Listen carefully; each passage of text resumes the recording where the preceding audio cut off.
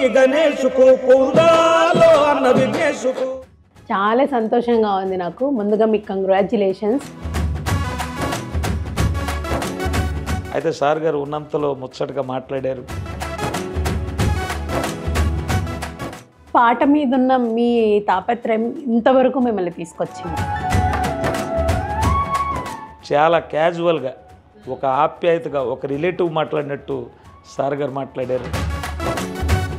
మీకు ఎలా అనిపిస్తుంది? అవకాశం ఇస్తారనుకున్నారా మీరు వెళ్ళి కలవగానే? పాటను ట్రయల్ వెర్షన్ ఒక పల్ల వరకు పాడించడం జరిగింది. ఇక సందేహమేమంత గుంపైతము, నీకు చందాలు దండిగా పోగేస్తాము. సినిమాలో అవకాశం వచ్చేసింది మీకు. సో ఇలాంటి ఒక అద్భుతమైన ఇంకో చరిత్రకి ఇది శ్రీకారం చుట్టబోతున్నాం మనం. రండి. రఘుకుల తిలక రారా, నువ్వు సినిమాలో వాడగరారా. హాయ్, హలో, నమస్తే, welcome to N media entertainments. So already మనం రఘుకుల తిలక పాట పాడిన కొండల స్వామి గారిని మనం ఇంటర్వ్యూ చేశాము. బట్ మళ్ళీ ఇవాళ పిలవడానికి కారణం ఒక ప్రత్యేకత ఉంది.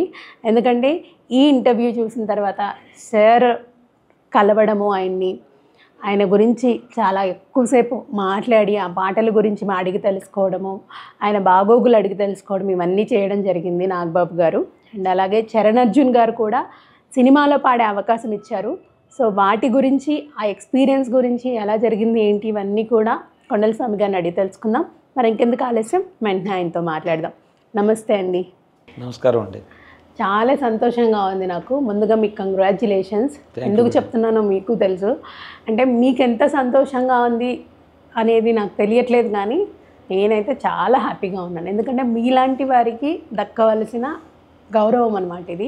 మీరు అన్నారు మెగా ఫ్యామిలీ అంటే నాకు చాలా అభిమానం. మా ఇంట్లో వాళ్ళకి, మా ఆవిడకంటే అందరికీ చాలా ఇష్టం అండి. వాళ్ళని కలిసి ఒక ఫోటో దిగినా చాలు వాళ్ళతో అని చెప్పేసి అంటే నాగబాబు గారి గురించి, చిరంజీవి గారి గురించి, పవన్ కళ్యాణ్ గారి గురించి మీరు చెప్పడం జరిగింది. అవునండి.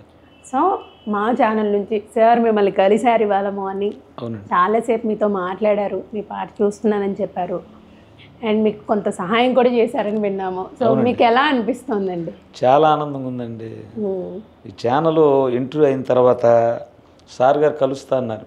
లైవ్ స్టూడియో దగ్గర ఉదయం 11 గంటలకు సార్ గారు, ఇంకొంతమంది సినీ సెలబ్రిటీలు వీళ్ళు కూడా అక్కడ ఉండడం, సార్ గారు గంట సేపు పాటు అక్కడ కూర్చోబెట్టుకొని ఆ ఇటువంటి జానపదాలు అరుదుగా వస్తాయా, ఇటువంటివి జనంలోనికి రావాలి. అసలు రాముడు అంటే నాకు ఫేవరెట్ హీరో కాబట్టి ఆ పాట వింటుంటే నేను మైమర్చిపోతూ ఉంటానని చెప్పి అక్కడ ఆయన చెప్తూ ఉంటే ఆ పక్కన సాగర్ గారు అని మొగల రేకులు సాగర్ గారు ఉండి, అవునండి ఈ పాట నేను విన్నాను. ప్రతి ఒక్కళ్ళు ఎక్కడ చూసినా అక్కడ కూడా ప్రతి ఒక్కళ్ళు, ఆ ట్రైనర్ ఆయన వచ్చి ఈ పాట నేను ఎప్పుడూ విన్నానండి అంటుంటే ఎంత ఆనందం ఉందో. అయితే సార్ గారు ఉన్నంతలో ముచ్చటగా మాట్లాడారు.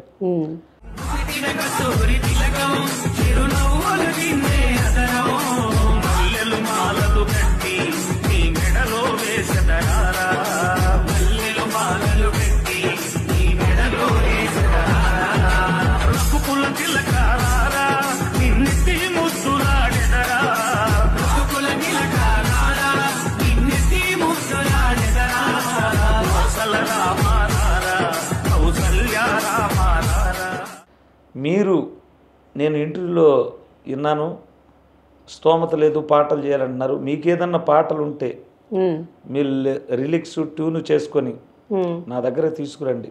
అవసరమైతే కొన్ని పాటలు సెలెక్ట్ చేసి నేను చేయిస్తాను. మీకు మంచిగా అవకాశాలు కూడా నేను కలిగే విధంగా చూసుకుంటాను.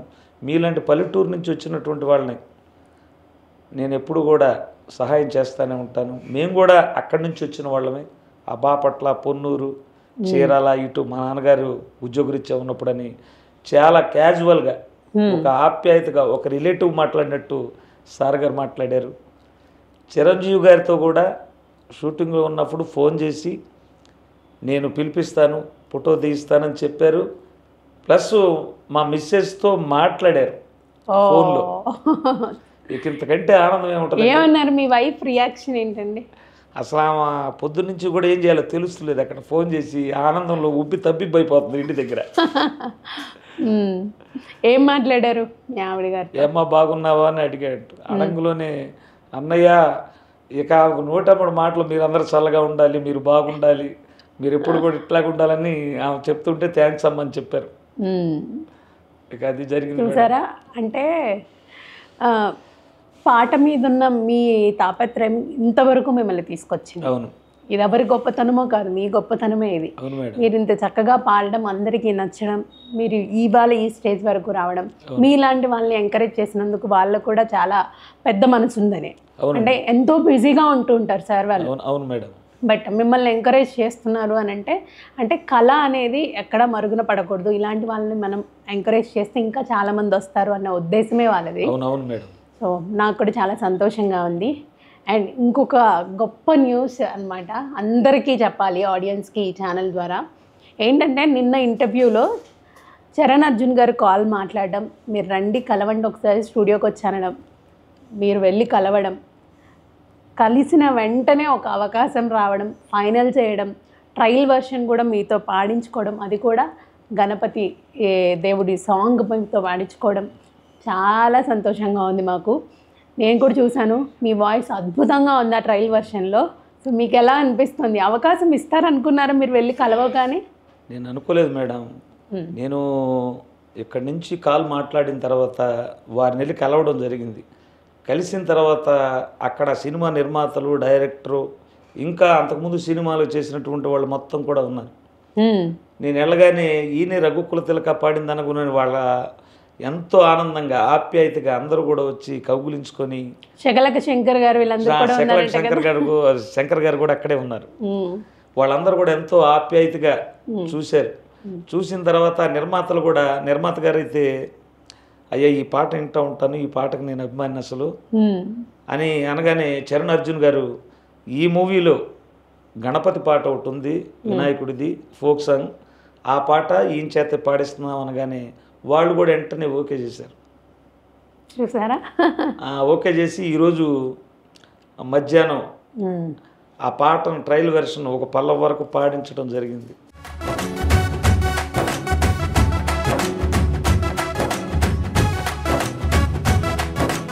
గురువు గారు ఫైనల్లీ వచ్చేసారు స్టూడియోకి. ఓకే, మొత్తానికి వచ్చేసారు. రాముడు ఇటు కొట్టాం, ఇంకా వినాయకుడు ఇటు కొడదాం. ఎన్ మీడియా ద్వారా మీరు నాకు దొరకడం, వాళ్ళు నాకు కాల్ చేయడం, అనూష గారు. సో ఇలాంటి ఒక అద్భుతమైన ఇంకో చరిత్రకి ఇది శ్రీకారం చుట్టబోతున్నాం మనం. రండి. రఘుకుల తిలక రారా, నువ్వు సినిమాల వాడగా రారా. మీ ప్లస్ పాయింట్, ఎందుకంటే మీరు ఇలాంటి టాలెంట్ తీసుకొచ్చే దాంట్లో నేను తీసుకొచ్చినా మీరు ఒప్పుకోవాలి కదా, మీరు ఒప్పుకున్నారు కదా. సో అందుకు మీకు థ్యాంక్స్ చెప్తున్నాను నాన్నగారి తరఫున. సో మీకు మణికంఠ ఒక్కడే కాదు, ఈ రోజు నేను చరణ్ అర్జున్ కూడా కొడుకే. మీరు మీ ఇంట్లో మీ అబ్బాయి దగ్గర ఎలా ఉంటారో అంత ఫ్రీగా పాట పాడేసి. ఏ గణ గణ గజానన గల్లీ గల్లీ నీ కీర్తన, ఏ జన జన జగపన నీ జెండలే మా గుండెనా, ఇక సందేల మేమంత గుంపైతము, నీకు చందాలు దండిగా పోగేస్తాము, తూల్పేటకు మేమంతా పోయొచ్చిన, దుందాముగా నిన్నే తోకొచ్చిన, ఎగసిందేసినాం పొగ మందేసినాం, 9 ఒత్తులు పనులని బంజేసినాం, జై బోలో శ్రీ గణేశుకి, పూందాలో అన్న విఘ్నేశుకు. సూపర్, అద్భుతంగా పాడినవే. అద్భుతమైన ఫ్యూచర్ ఉంది నీకు. ఇంకా ఇక్కడతో మొదలు ఇంకెన్ని పెద్ద సినిమాల్లో పాడకపోతున్నావో నువ్వు. చిరంజీవి గారికి కూడా పాడతావేమో. సో ఇలాంటి అద్భుతమైన సింగర్ని నేనే వెతుకుతున్నాను నిన్నని, ఇతన్ని. సో ఆయన్ని నా దాకా తీసుకొచ్చిన ఎన్ మీడియాకి, అలాగే అనూష గారికి, దీని వెనుక ఉన్న అందరికీ థ్యాంక్ యూ. ఇప్పుడు రఘుకుల తిలక రారా అనే పాటతో ఇతన్ని, ఈ పెద్ద ఆయన్ని ఎంత పెద్దోని చేసినారో మీరు చాలా షార్ట్ టైంలో.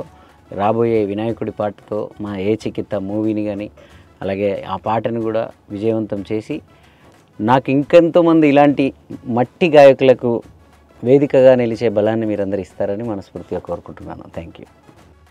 తర్వాత యాదృచ్ఛికంగా నాగబాబు గారు కలవటం, నిర్మాతలు వీళ్ళందరూ చెప్పుకొని ఒప్పుకొని, అసలు మీ అందరికీ కూడా ధన్యవాదాలండి. ఆ తర్వాత మళ్ళీ వచ్చి ఈ పాటను మొత్తం పాడిన తర్వాత సినిమాలో వదులుతానని చెప్పారు. చాలా ఆప్యాయతంగా చూశారు మేడం. భోజనం కూడా వాళ్ళు ఈ 2 రోజులు చరణ్ అర్జున్ గారే వాళ్ళ చేత వాళ్ళ హౌస్లో వండించి ఆ స్టూడియోలోనే మాకు మా నాయమటి వచ్చిన వాళ్ళకి కూడా ఎంత సంతోషం. చాలా సంతోషం. మీరు అన్నారు కదా మీ డ్రీమ్ ఏంటండి అని అంటే, మా అబ్బాయి నన్ను ఇక్కడి వరకు తీసుకొచ్చారు, ఇప్పుడు జనాలే నన్ను ముందుకు తీసుకెళ్ళాలి, నాకు మంచి అవకాశాలు రావాలి, నేను సినిమాల్లోనైనా ప్రైవేట్ ఆల్బమ్స్ అయినా పాడాలి అని అన్నారు. సినిమాలో అవకాశం వచ్చేసింది మీకు. హే చికిత సినిమాలో వచ్చిందంట కదా. అవునండి. చూసారా మెగా ఫ్యామిలీకి ఎంత దగ్గరగా అయిపోతుందో. హే చికిత అనేది పవన్ కళ్యాణ్ గారి సాంగ్ అండ్ ఆ డైరెక్టర్ గారు కూడా పవన్ కళ్యాణ్ గారి ఫ్యాన్ అని విన్నాను నేను, చెప్పారు ఇంత మధ్యాహ్నం మాట్లాడుతున్నప్పుడు. సో ఆ సినిమాలో కూడా మీకు ఛాన్స్ వచ్చేసింది. చక్కగా పాడండి. ఇది ఇలానే ఈ అవకాశాన్ని వినియోగించుకొని ఇంకా మంచి మంచి పాటలు మీరు పాడాలని కోరుకుంటున్నాను. సో మళ్ళీ మిమ్మల్ని ఎందుకు ఈరోజు మళ్ళీ ఇంటర్వ్యూ చేయడం జరిగిందంటే, వీటి గురించి ఒక్కసారి మీతో మాట్లాడితే మీ నోటి నుంచి ఆడియన్స్ వింటే ఇంకా సంతోషిస్తారు, మిమ్మల్ని అభిమానించే అభిమానులు అని చెప్పి పిలవడం జరిగింది. Thank you so much sir. All the best. నమస్కారం అండి. సో చూసారు కదా, అందరూ హ్యాపీగా ఫీల్ అవుతున్న విషయం ఇది. అందరూ హ్యాపీగా ఫీల్ అవ్వాల్సిన విషయం కూడా. వారితో పాటు వాళ్ళ కుటుంబం ఎంత సంతోషంగా ఉందో ఈ న్యూస్ విన్న తర్వాత మనం కూడా అంతే సంతోషంగా ఉండాలి. ఎందుకంటే మార్నింగ్ లేస్తే ఆయన పాటే వింటున్నాం కాబట్టి, ఆయన ఇంకా గొప్ప గొప్ప పాటలు పాడితే అవి డైలీ వినొచ్చు మనము. ఇలాంటి వాళ్ళని మనం ఎంకరేజ్ చేస్తేనే మనకు కూడా సంతోషంగా ఉంటుంది. సో ఇది ఇవాళ ఇంటర్వ్యూ. మరిన్ని ఇంటర్వ్యూస్తో మళ్ళీ మీ ముందుకు వస్తాను. Until then keep watching. This is Anusha signing off. Bye by.